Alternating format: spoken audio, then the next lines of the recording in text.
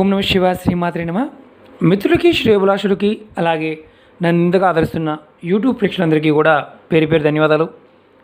మిత్రులారా, ఈరోజు మనం మన ఇంట్లో దొరికే వస్తువైన పసుపుతో ఎలాంటి ఉపయోగాలు ఉన్నాయి, ఏ విధంగా చేస్తే అద్భుతమైన ఫలితాలు వస్తాయో తెలుసుకుందాం. చాలామంది మిత్రులు మేము ఇంటి దగ్గరే ఉంటున్నామండి, మాకు ఇంటి దగ్గర దొరికే వస్తువులతోనే ఉపాయాలు చెప్పండి అని చాలామంది మిత్రులు అడగడం జరిగింది. ఈ ఉపాయం చేయడం వల్ల మంచి ఫలితాలు వస్తాయి. ఎందుకంటే పసుపు కొమ్ము, ఆవు నెయ్యి ఈ ఉపాయానికి కావాల్సినవి. ఎలా చేయాలి, ఏ విధంగా మీకు తెలియజేస్తాను. ఈ ఉపాయం చేయడం వల్ల మనకి మన ఇంట్లో సుఖ సమృద్ధి, సంతోషం, సౌభాగ్యం, అలాగే ధనాకర్షణ పెరుగుతుంది శాస్త్రం చెప్తుంది. ఈ ఉపాయాన్ని ఆడవారు చేసేవి కొన్ని ఉన్నాయి, మగవారు చేసేవి కూడా ఉన్నాయి. ఎందుకంటే పసుపు సాక్షాత్తు లక్ష్మీదేవి. పసుపుని ఎవరైతే వాడతారో వారికి విష్ణువు త్వరగా ప్రసన్నం అవుతారని శాస్త్రం చెప్తుంది. మిత్రులారా, ఈ వీడియోని స్కిప్ చేయకుండా చూడండి, ఎందుకంటే స్కిప్ చేస్తే మీకు పాయింట్స్ అర్థం కావు.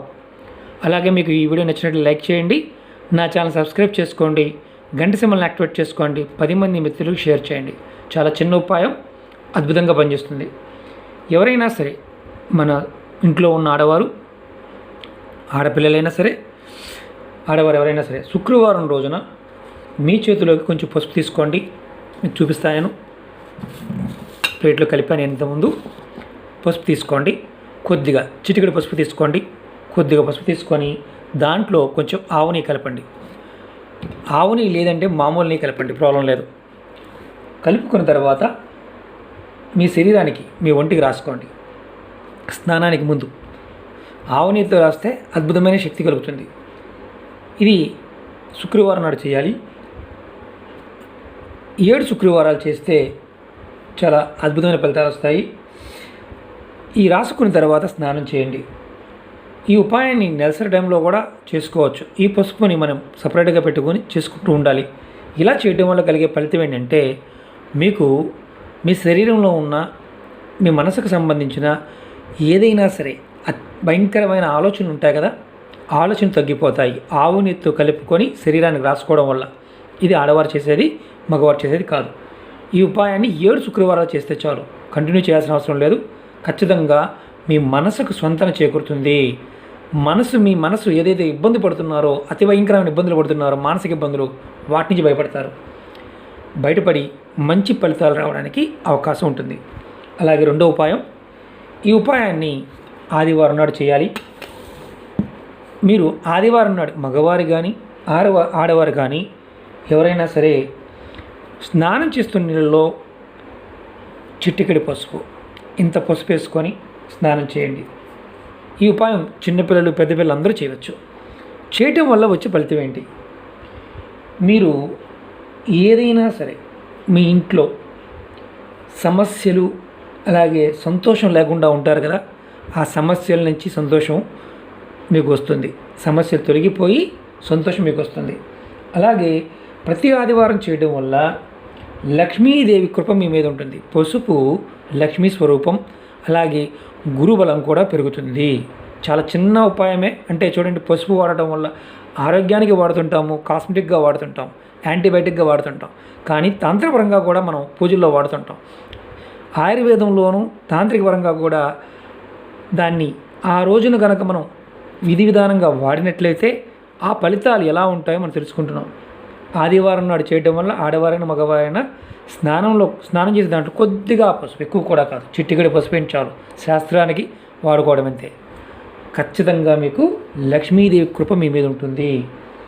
మీరు మెల్లమెల్లగా ప్రతి ఆదివారం చేస్తూ ఉంటే మీ ఆర్థిక సమస్యల నుండి బయటపడతారు. మన పూర్వీకులు మనకి ప్రతి పదార్థంలో ఉన్న శక్తి గురించి చాలా అద్భుతంగా వివరించడం జరిగింది. మనం అర్థం చేసుకోవడం కొంత లేట్ అవుతుంది, కానీ ఖచ్చితంగా మళ్ళీ మన సనాతన ధర్మం వైపు మనందరం కూడా వెళ్తాము. ఖచ్చితంగా మనం మంచి ప్రయోజనాలు పొందుతాం.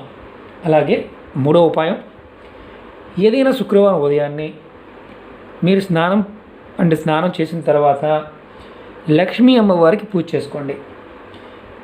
లక్ష్మీ అమ్మవారికి ధూపదీప నైవేద్యం సమర్పించండి. పూజ చేసేటప్పుడు అమ్మవారి పటం ముందు ఒక పసుపు కొమ్ము పెట్టండి. ఇలాంటి కొమ్ము పెట్టండి. ఇది చాలామందికి తెలుసు, ఇళ్ళల్లో చేస్తూ ఉంటారు. పురాతనమైన వాళ్ళు అంటే పాత రోజుల్లో చాలామంది చేసేవారు. చేసి మీరు అమ్మవారి మంత్రాన్ని, లక్ష్మీదేవి మంత్రాన్ని, ఓ మహాలక్ష్మీయే నమః అనే మంత్రాన్ని, లేదంటే మీకు అలా అనడానికి కూడా కష్టంగా ఉంటే లక్ష్మీమాత అనుకోండి, మనసులో 108 సార్లు అనుకొని మీ పూజ అయిపోయిన తర్వాత ఈ పసుపు కొమ్ముని తీసుకెళ్ళి మీ బీరువాలో కానీ, మీ అలమరలో కానీ, మీ బీపు డబ్బాలో కానీ పెట్టుకోండి. ఈ విధంగా చేయడం వల్ల ధనానికి, ఆహార పదార్థాలకి ఎలాంటి లోటు రాదు అని శాస్త్రం చెప్తుంది. చూడండి ఎంత గొప్ప విషయమో. మనం చివరికి వివాహంలో కూడా తాళిబొట్టు కింద పసుపు కొమ్మునే కడతాం, అంటే లక్ష్మీ స్వరూపం. ఈ ఉపాయాన్ని ఎవరైనా ఆడవారైనా మగవారైనా చేయవచ్చు.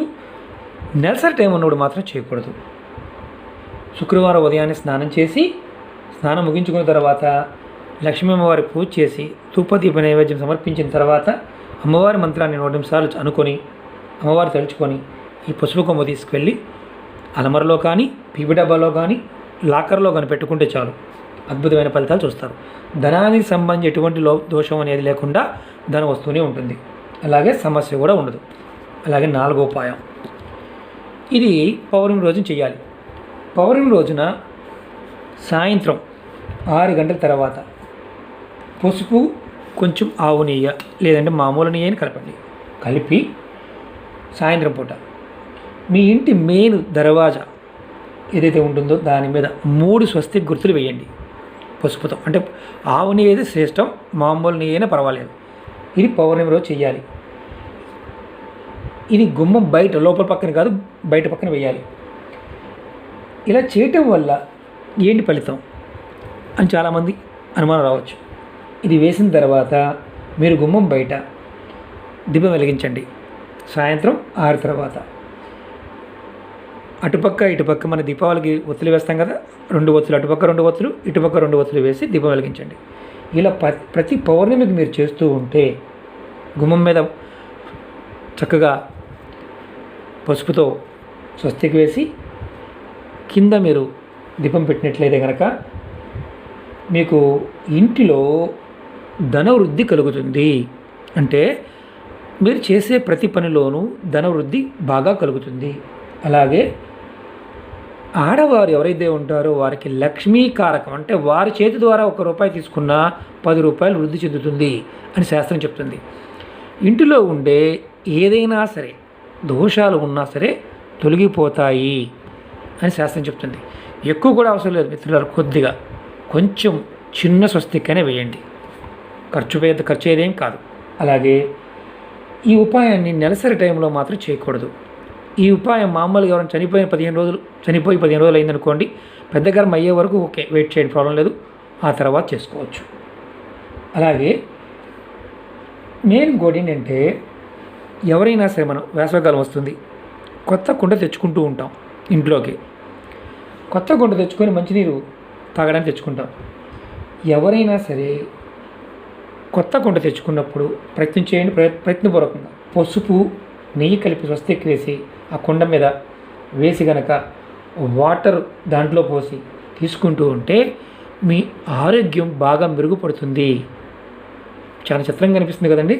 ఎందుకంటే ప్రకృతిలో ఉండే శక్తి, అద్భుతమైన శక్తి మనకి ఈ పసుపు నుంచి వస్తుంది. పసుపు సాక్షాత్తు లక్ష్మీ స్వరూపం.